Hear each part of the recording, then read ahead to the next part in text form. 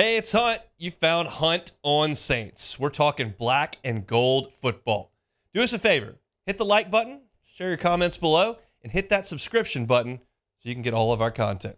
Enjoy. Saints were on the field yesterday in Santa Clara, taking on the San Francisco 49ers. 16-10 was the final. San Francisco gets out with a win. Some injuries here and there. A lot of Jake Haener, a lot of Spencer Rattler after Derek Carr played a couple of series. So we'll dive into what we saw a little bit later. But I want to get Kat Terrell, ESPN reporter for the New Orleans Saints, to come on and give her thoughts first. Kat, thanks so much for the time. How are you? Oh, we don't have Kat yet. We're still waiting because we have Echo. Is that about right? Phone line's giving a little bit of trouble there, but we'll link up with Kat here in a second. Derek Carr, 7 of 9 in the game. Just one kind of bad miss that he made, and then he gave way to Jake Haener and Spencer Rattler.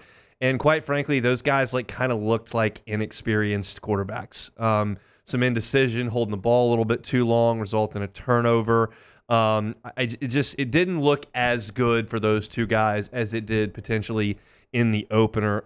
Again, I don't think that you're talking about a hugely significant storyline for the Saints season this year. We're talking about a backup quarterback. If Derek Carr goes down for 2 months, the Saints are in huge trouble. That just is what it is. The Saints are not in a position like they were with Teddy Bridgewater as the backup a few years ago. Really, even Jameis Winston. I mean, although he turns the ball over a lot, those guys can come in and can function at offense at this level pretty routinely, if not spectacularly. They could get it done, and you could hold the line for a month or so. The Saints are not in that position. The backup quarterback situation is only relevant to me in terms of could they potentially be a starter down the road. This is not a 2024 Saints season storyline to me. It's not, because Derek Carr is the quarterback, and if he's not, you're in big trouble. But you're just kind of waiting to see maybe if Jake Haener or Spencer Rattler can find a little bit of a lightning in a bottle, and you just didn't see that last night. Jake Haener was 7 of 13 for 76 yards. Spencer Rattler was 4 of 8 for 27 yards, took a couple of sacks. It was unspectacular in my estimation. I did think that you saw some good things in the running game. I thought Jordan Mims ran the ball hard. I thought Taysom looked good on that touchdown run as well on the offensive side. Jamal Williams got out there and averaged 6 yards a carry. So I thought there were some good things there, but the Saints aren't showing a ton offensively in these games, and Derek Carr was pretty clear about that on the broadcast. We have linked up with Kat Terrell, ESPN Saints reporter. She joins us now on the Jim's Firearms Hotline. Kat, thanks for the time. How are you? I'm doing great. Back at home after 26 days, so pretty happy to be back in New Orleans. How's the humidity? Well, I really haven't left my house much. Every time I go out, a part of me dies on the inside a little bit, so we're working back to that. All right, let's talk a little bit of football. Can you take much of anything from the Saints offense, considering how vanilla they're telling us they're calling this? I don't know.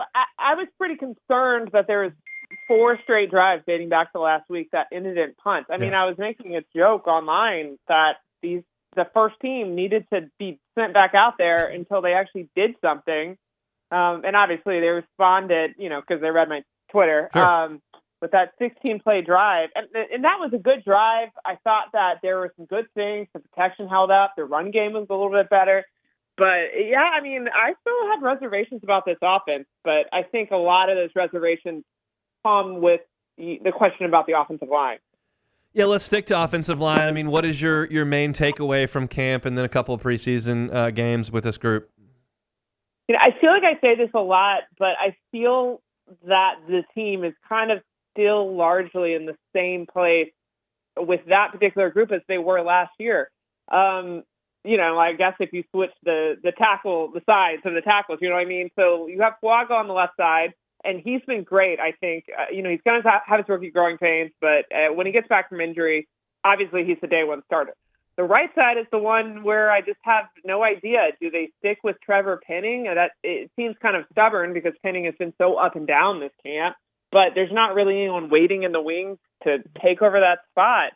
They wanted, I think, Nick Saldiveri to possibly contend for that left guard spot. He got hurt. So I have a lot of questions right now, and I don't really think that, the 1 or 2 good drives yesterday have answered that yet, if that makes sense. Yeah, it absolutely does. I think a lot of people have questions. My thing is like it appears, and you would obviously know far better than me, but because you've watched practice. From what I've gathered from speaking with you and the other folks that have been out there, like this, what you see in practice doesn't look anything like what you're seeing in the game. Does that sound correct to you? Yeah, I mean, I think that makes sense. I think everyone's going to kind of fixate on whether they're not going to show much in the game. Also, you have a bunch of players that aren't playing in this game because they're dealing with injuries. I get all that, but I also think that that's often something that happens from training camp to training camp. You come out of camp practices, people look good, the wide receivers are making these catches, and then sometimes that doesn't always translate to the game. So I try to be cautious, about and measured about whatever takes I have, I guess. And so maybe sometimes that comes across as more negative, but it's more that there's just specific things I watch for that I feel like they haven't addressed yet. But, we'll see in a few weeks. Honestly, it's pretty close. How do you handicap the running back spot after Alvin Kamara when he gets back? I think that Jamal Williams has had a better last few weeks of camp than I felt about him at the beginning. I still think it's a pretty wide gap between Kamara and everyone else. I think that Jordan Mims has done what he needs to do to make this roster. But I still wonder, and the same thing I've been saying for weeks, do they go out and try to get a running back? They've done that before at the end of camp. And not like a big free agent signing or whatnot, or, I guess those don't exist at this point. But and maybe they try to pick up one on the waiver wire. I don't know. But, yeah, it's definitely I still see that big gap. And I think that Taysom Hill will be utilized a lot. If anything is positive coming out of that game, it's that Taysom still looks like the do-it-all guy that we've seen for years. You don't want to make too much of one play in the preseason, but I saw that you did make a tweet about this specific play. When Dobbs scored the touchdown, Jordan Howden kind of whiffed there, and we've heard Dennis Allen talk about the safety spot a good bit. We know they brought in a prospective all-pro safety that ended up signing with Atlanta. Where do you think the spot next to Tyrann Mathieu stands right now? Yeah, I think that they probably would have liked Jordan Howden to take that and run with it. That hasn't happened, obviously. Otherwise, they wouldn't be out looking for expensive safeties. I think that it still could be Jonathan Abram. I mean, it's kind of a little up in the air. I think what happens is that people tend to not watch the safety position as much from day to day at camp because, there's other things you're watching for. You're watching the cornerback spot. We're watching the defensive line a lot. Because of the issues there, I say issues, just, is Foskey going to step up? Is Peyton Turner going to step up? So sometimes your eyes tend to not go to the safety, and I feel like that makes it just not talked about as much. I think that, Will Harris could be one potential guy there, Jonathan Abram. I think Howden maybe needs more time. I don't know, but it's kind of one of those things where you're just kind of like, at this point, no one has totally stepped up yet. All right, let's talk about the backup quarterbacks. I briefly was chatting about it before we had you on. They both got pretty good amount of action in the game last night. Where do you think that battle stands? I think that neither one of them has totally separated himself yet. Both of them have done good things. I think Haener probably had a better last week, but Rattler has, had a lot of good moments throughout camp. I think he's come a long way since OTAs and minicamp, and that's great. You kind of saw yesterday, there's a reason that they're going to be the backups. They're still young. They're going to make mistakes. I don't have a front runner yet. So I think what's going to happen is that they're going to have all three quarterbacks on the active roster. You don't want to risk Rattler going through waivers.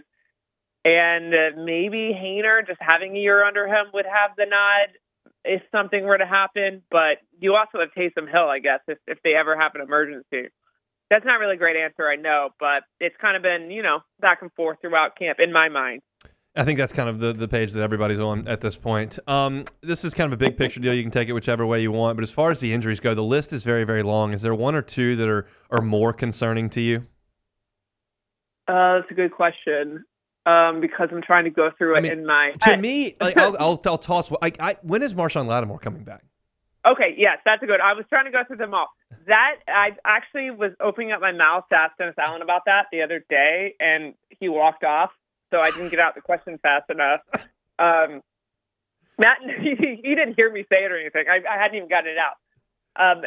That is the big question because he's missed all of camp. Now you have your rookie leaving with an injury. Sometimes Allen does tend to say that he's not concerned about injuries, and they end up being way more serious. I don't know. I haven't had any updates about that. But that one is the concerning one just because Lattimore has had a lot of injuries over the last few years, and they tend to linger. So I would be concerned. Is he going to be ready week 1? If we're coming up on that now, so I would think that, they would be eager to get him back.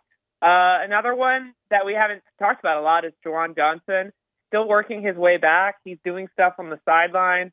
I think that timeline is where it's supposed to be, but, obviously he's someone that they need to get him back in the lineup pretty soon, too, if he's going to be ready for regular season. And then Shaheed, I would just be worried because I think he deals with hamstring injuries a lot, so that's probably something they're always going to have to watch. Although this is a new one. Allen said toe, so I don't know how severe that is. We'll just have to see. Saints have 3 weeks to try to get as healthy as possible before they start playing games for real. Cat, we appreciate some time. Yep, anytime.